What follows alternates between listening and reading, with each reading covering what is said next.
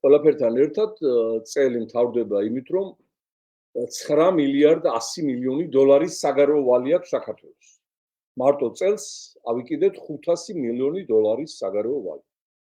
ეს ძირითადად არის ინფრასტრუქტურული პროექტები, როგორც არის რუსეთის გზის გაყვანა იქ ქვეშეთი კობი, ეს ავტობანის მშენებლობა, რომელთა გახსნის დროს მიდიან ხელისუფლების სინდისგარეცხილი წარმომადგენლები და ზარზეიმით გვარწმუნებენ, რა დიდი საქმე გასწიეს, რომ ეს გზა გაკეთდა 21 საუკუნეში.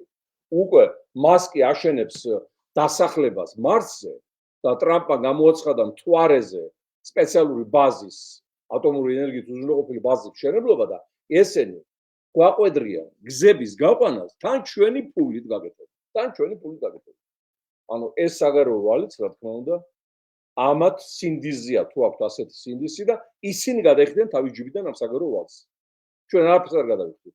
პირობას გაძლევთ, ამათ მოცილების და ციხეში გადაყვანის შემდეგ ეს ვალი გადაიხდება მათ მიერ ჩვენგან მოპარული მილიარდებიდან, რომლის ადგილმდებარეობა ვიცით, იმიტომ რომ ახლა კოსმოსის საუკუნეში არაფერი არ იმალება არ ზედამიწაზე, არ დედამიწის გულში და არც კოსმოსის სიღრმეებში.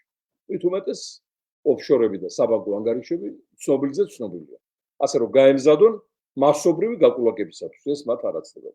ცხენის წელიაო, ხო, წითელი ცხენის წელიაო და სპეციალურად აი წითელი იმით გამოგეცხადეთ ფორმით, რომ ამ ცხენმა, ულაყმა, ბედაურმა, მერანმა საქართველოსთვის ისეთი კამარა შეკრას ზეცისკენ და გამარჯვებისკენ, რომ ჩვენი წინსulis შეფერხება ვერავინ ვეღარ შეძლოს ვერასოდეს და მე დარწმუნებული ვარ, რომ მერანი, რომლითაც ქართული ცივილიზაცია მოდიოდა საუკუნეები, მერანი, რომელზეც აღმაშენებელი იჯდა, თამარი იჯდა,